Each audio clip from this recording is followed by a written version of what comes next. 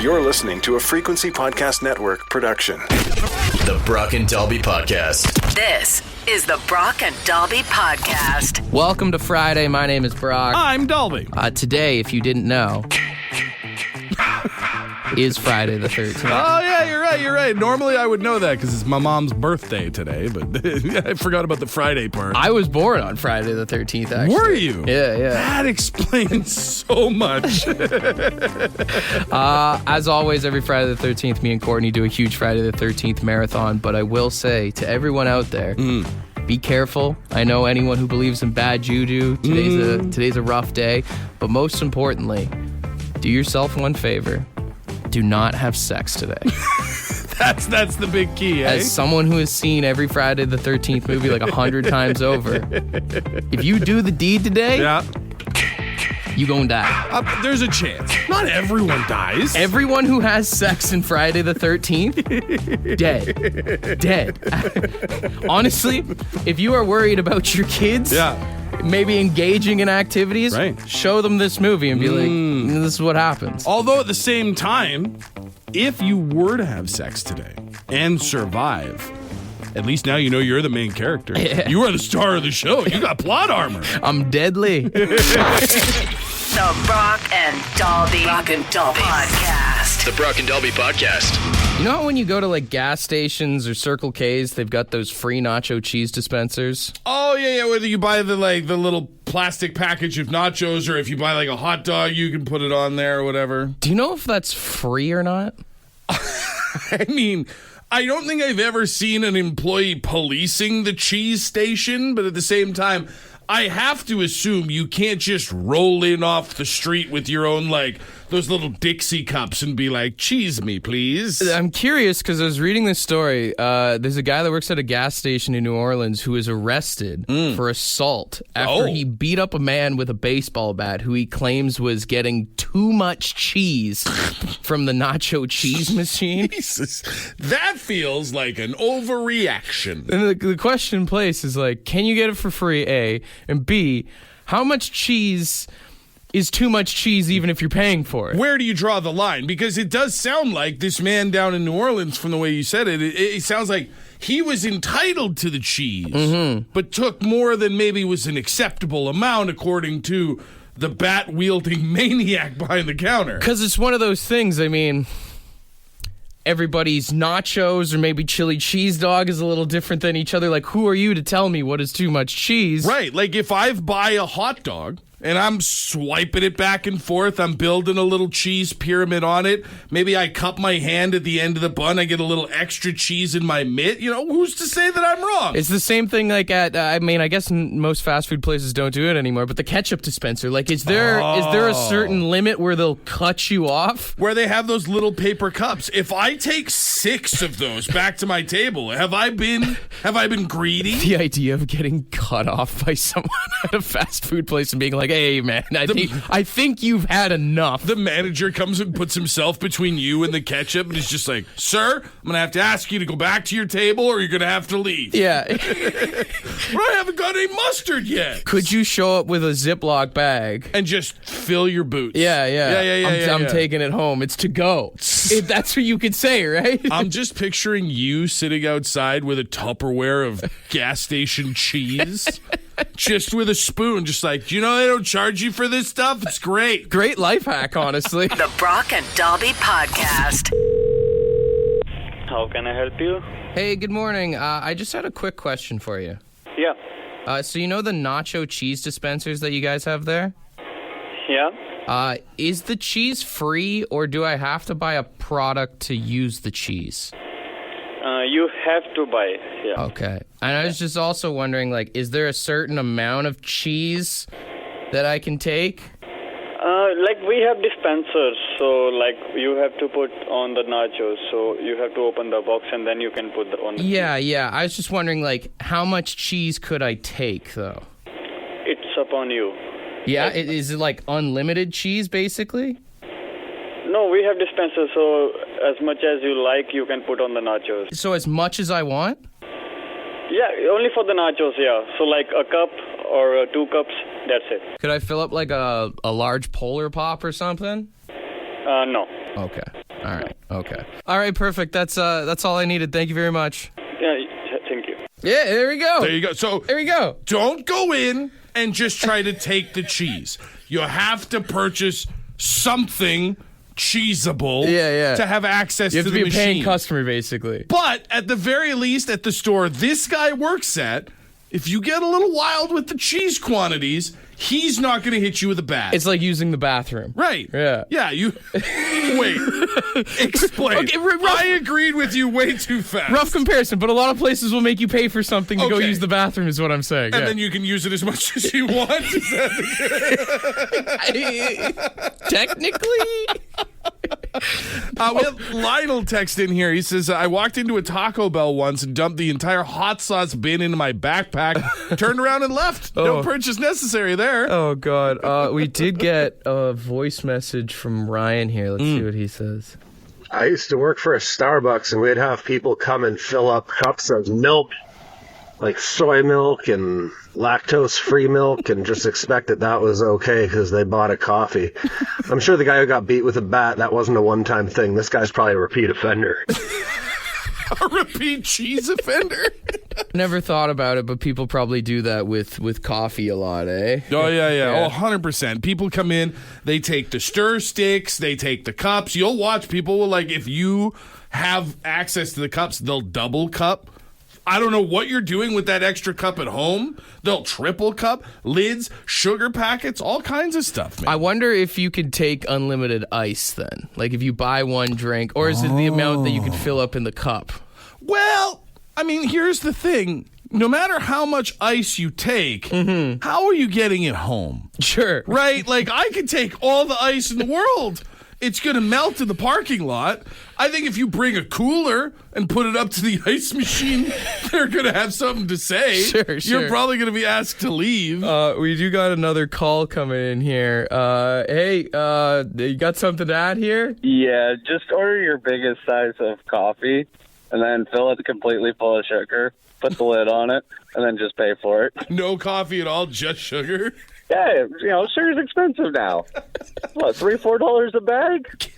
Can I get a venti sugar, please? In this economy, it makes sense. 100%. Yeah. Listen, neither of us drink coffee, but what's a large coffee these days? $3? $4 at the most? Yeah, it's like, like $2.25 now. What's a bag of sugar cost you? Probably a lot more than that. Yeah, you know what I mean? It kind of pays for itself. I'm not saying to do it with the cream, but, the sugar, definitely. We just found the guy that Ryan was complaining about. I'm also just picturing full circle. When you go to gas stations, the sugar comes in those tiny little packages. How many are you ripping open and pouring in to get a cup full of sugar? The amount of garbage you'd be leaving behind. Someone's going to know something's up. The Brock and Dalby Podcast. So yesterday we were talking about Shannon Sharp and how he was Shannon Sharping on Instagram Live. That's our new slogan now. He did do a podcast where he addressed the whole situation. An emergency podcast, an emergency episode. So, because he's got the Club Shay Shay, which is like the interview show that he's kind of gone famous for lately, where he talked like Cat Williams and all these other people. Yeah. But you remember Ocho Cinco, Chad Johnson? Apparently they got a show called Nightcap, and that's where he decided he needed to clear the air about his activities. Here's what he said. I'm very disappointed in myself. Not for the act. I think there are millions and billions of people of consenting age that engage in activities. But to have your most intimate detail on the audio to be heard, I'm disappointed in myself. I let a lot of people down. My kids, I reached out to them. I called my sister. My friends reached out. But guys, this was not staged. Came in, I threw my phone on the bed, engaged in an activity. He goes on. Engaged in an activity is wild. He goes on to continue saying that he wasn't hacked. Yeah, I actually have that clip here. If you just turn mine on for a second. My phone wasn't hacked. It wasn't a prank. It was me being a healthy, active male. I mean, y'all thought I was bull jiving. Hey, Wait. I'll get it in. I'll get it in. And then he continues to say that, I guess it was his manager or agent or something, FaceTimed him while it was going on. And he was saying that, like, his team, he runs his own social media accounts, but obviously, like, his marketing team, his promotions team, they have access. Yeah. He was saying, like, he's not the one that turned off Someone the logged live stream. into his Insta and Someone shut it down, else yeah. got in and shut it down for him because he was, as he said, being a healthy, active male. I think it would be soul crushing to get a conversation from your dad and him having to explain that he was sharpened. Like, Well, I mean, I didn't even think about it until he brought it up because he's got, as far as I'm aware, adult children. yeah, Imagine if you got a notification right now. Nope. That your dad was going on Facebook Live. I walked on in them once when I was 10 years old. That was enough for me, man. Because if I got a notification right now that told me one of my parents was going live on Facebook, I'd be like, What's going on? interesting. Yeah. And I would click that button.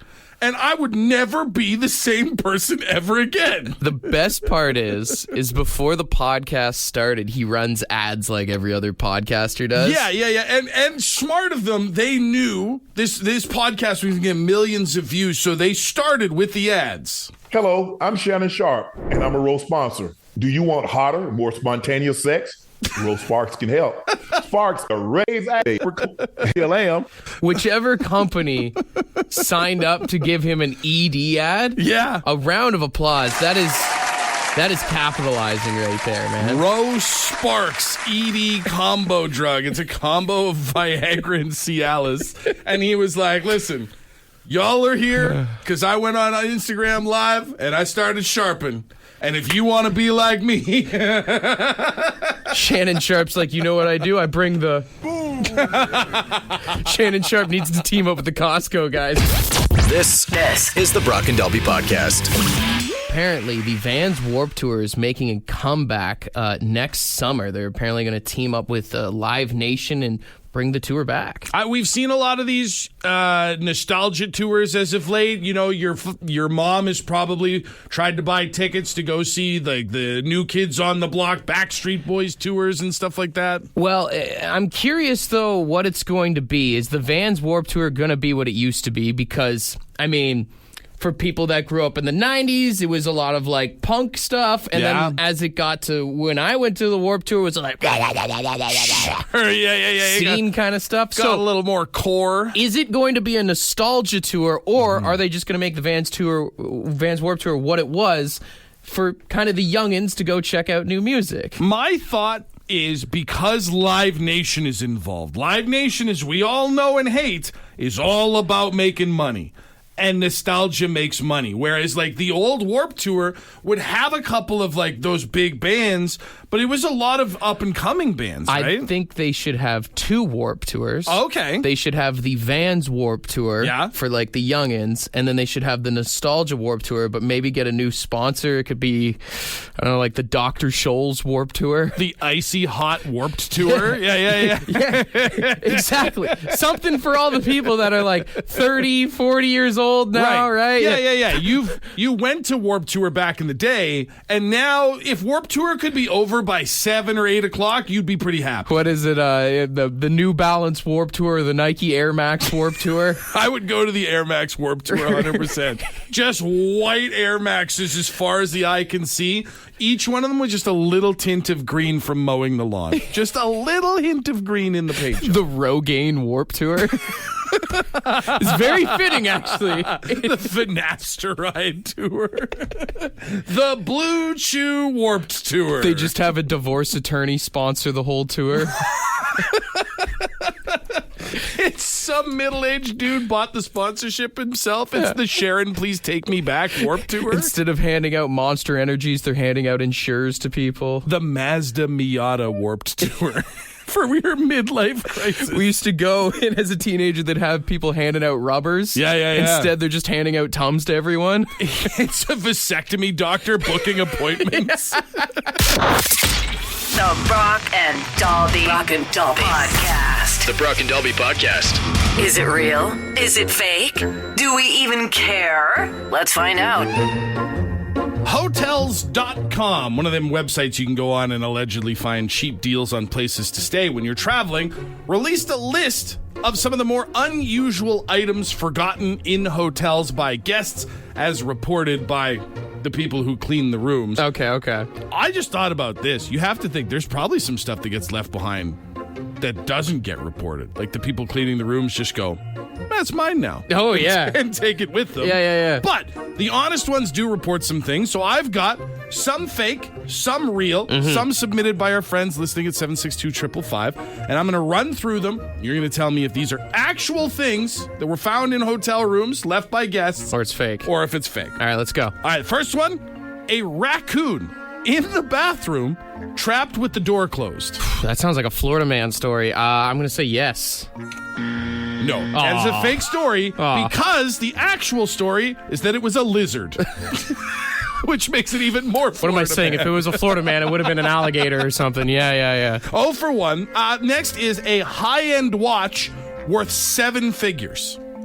Yeah, I'll say yeah. Probably a nice hotel, I guess. A $6 million watch left behind on the nightstand. Does it say what hotel it was, or was it a motel? Was it some rich guy doing something shady? It does not specify, probably for good reason, but you're right. In my mind, it is now a Motel 6. Because if he didn't go back for it, that means he didn't want his wife to know. Right. Yeah.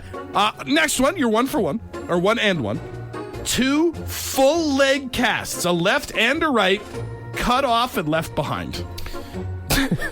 That's so funny. I'll say real. That is real. Because I've heard of people, like a lot of prosthetic legs being left in rooms before. So. Someone checked in a wheelchair with casts on both legs and then just decided, you know what? Don't want them anymore, and left them behind for the hotel staff to They're clean staying up. in there collecting the insurance money, and that ran up dry, and they're like, might as well take these off. 2 and 1. You're doing well. Next one. A series of pictures taken and developed of the front desk workers. Oh, that sounds like some spooky stuff. I'll say real. Nope, that one was texted in by someone with a weird mind. I'd believe that something like that happened. You'd quit your job, right? Like if someone was taking pictures and staying in the hotel and you found out, you'd have to quit. I've seen videos of people go camping and they find that stuff outside their tent. Like, oh, God. Next one. The disembodied left arm of an adult inflatable toy. Just the left arm of that kind of inflatable. The way you started off, I was like, is this, are you getting all this information from a spooky podcast, but an inflatable arm? That's how it's written. The disembodied left arm of an adult inflatable toy. Yes. That's got to be. No, that's another text. I mean, the inflatable toy has most definitely been found in a hotel room. 100%. And probably done way worse than just ripping off an arm. And finally, you'll need this one to go 500. An actively pinned voodoo doll. Like a voodoo doll with pins in it. Absolutely real. 100%. People are doing weird stuff in their hotel rooms. Apparently on more than one occasion for that. You know how people buy a new house and they'll sage it and stuff? I think you should honestly sage a hotel room. You do not know who stayed there before you. No, but listen, if you walk in and you smudge your hotel room, you're going to have to pay the $250 no smoking fee. Like there's no way you can convince them. I wasn't smoking in my room. I was smudging the demons. Sometimes that $250 fee is worse than having a curse on you for the rest of your life. You have a fair point. Right? Don't need that bad juju. You got 500. You went 50-50. Well done. Well, and then we learned a lesson that hotels are just nasty, dude. Every single hotel you've ever stayed in is probably the worst place you've ever stayed in. Yeah. Whether you knew it or not.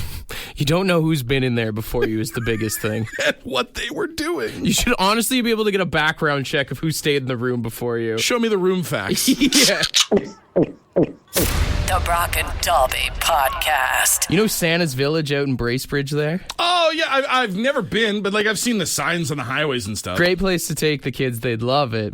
But apparently this summer, back in June, an OPP officer got charged with assault at Santa's Village. The officer was charged with assault? Apparently got into a fight, left the scene before the actual police showed up and everything. Damn. Yeah, they've recently got a hold of the lady, Heather Claridge, 45 years old, has been arrested and charged with assault. For throwing hands at Santa's Village? I don't know how that broke down. Right. Like, was it over the reindeer? Was it over a ride? Were they waiting to see Santa? Like... They were waiting. I mean, some of those lines to sit on Santa's lap and take a picture or whatever, they get a little out of control. I'm not going to lie. I've been in malls where if we got up near the front and someone cut in line, I might have gone to jail. Yeah. I'll say this. Heather Claridge most definitely made the naughty list. She's definitely getting coal this year. I just don't know what would have happened at Santa's Village where you'd want to throw hands. Imagine Santa and all the elves being like, break it up, get out of here. What are you doing? This is a wonderland. Why are you doing this? But it's funny because you see stuff like this happen at amusement parks all the time. I mean, if you go on YouTube right now and you look up Disney World or Disneyland fights, they happen like once a month there. The happiest place on earth. And people are like, I will line up these knuckles and send you to your lord. I mean, like you said, the standing in lines, or I mean, hell, if you just sat through It's a Small World after all, you're going to want to throw hands with someone. They should honestly, if you go through the It's a Small World ride, there should be like a small isolation chamber you have to like decompress in for a bit before they release you back into society. Yeah. I mean, even it is fall fair season. Oh, that's true. Fights always break out at the fair. Nothing like getting off the zipper and seeing a little action. Mini donuts will drive people to do crazy things. It's all that sugar from the funnel cakes gets people going. That's all hopped up on cotton candy and ready to do some damage. The Brock and Dobby Podcast. Brother Jay, what is the funniest place you've ever seen a fight break out? Hamilton Mountain in a ballroom at McDonald's. Wait, in the ball pit? Like the play pit? In the ball pit at McDonald's. These two women went at each other like cats and dogs, man. There was hair flying. There was kids jumping out of the ball thing. Parents were trying to grab their kids, and these two women were just going at it, man. Hair flying, freaking balls going all over the place. Oh, it was brutal. How did it start, though? I have not a clue. What we were kind of thinking is probably the two kids, their kids maybe got into it or something. Yeah, right. And then the parents got into it. Well, then what made it even funnier was when the McDonald's staff went in to try to break it up. I guess something must have got spilt in there or something because it just turned into a frickin' everybody's wiping out. Oh, it was just chaos. Slip and slide in the ball pit. Oh man, that is amazing. Honestly, like anywhere that is designed for like kids to play would make for a hilarious fight. Allow me to posit the idea of a full-on fight at a trampoline park with like all the little trampolines. Yeah. Two guys maybe bounce into each other or something happens, right? People get heated and all of a sudden you got two guys like slam balling around trying to throw hands at each other.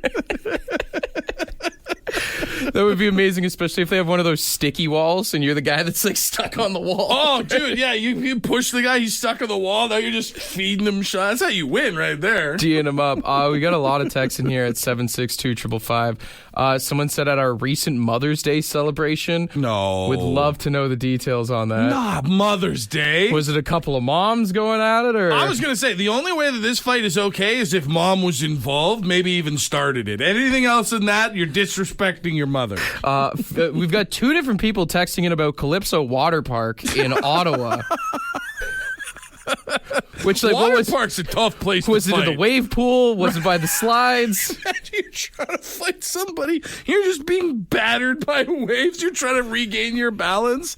That'd be outstanding. We've got someone else calling in here. Hey, good morning. What's your story? In a doctor's office. May I ask, just general practitioner, a specialist of any kind? A family doctor. What happened? Two guys were sitting there, and I don't know if they had a prior beef, but they got into a fight. They started mouthing each other, and then they got up and started throwing hands, and I was like, what the hell? I mean, I get it, though. Sometimes you sit in a waiting room and someone's got the sniffles, and you're like, blow your damn nose. Probably. I wonder if anyone's ever gotten to a fight inside the actual doctor's office. Ooh. Like he's giving you the checkup and they start duking it out. Yeah. Doc, I don't know what your plans are with that camera, but if you get any closer to me, we're going to have issues. Yeah, no doubt. That's awesome. There's probably been a fight during a prostate exam for sure. Yeah, it's me fighting to hold back tears. I don't know what would be worse, that or in a gynecologist's office. Hey, thanks for calling, man. All right, thanks. I mean, even thinking about it now at a hospital, like the maternity ward. Imagine two dads standing in the window looking in at all the babies, and they start arguing over, like, whose baby is cuter. Just start chucking. Start going. Imagine telling someone your baby is ugly in the maternity ward. Listen, I'm not saying your baby is ugly, but my baby is way cuter than your baby. My baby could totally beat up your baby. My baby's gonna beat your baby's ass. For more Brock and Dalby, tune in weekday mornings 5:30 to 9. The Brock and Dalby podcast is brought to you by badshop.ca, the Brock and Dalby merch store. With all proceeds going to the Canadian Cancer Society.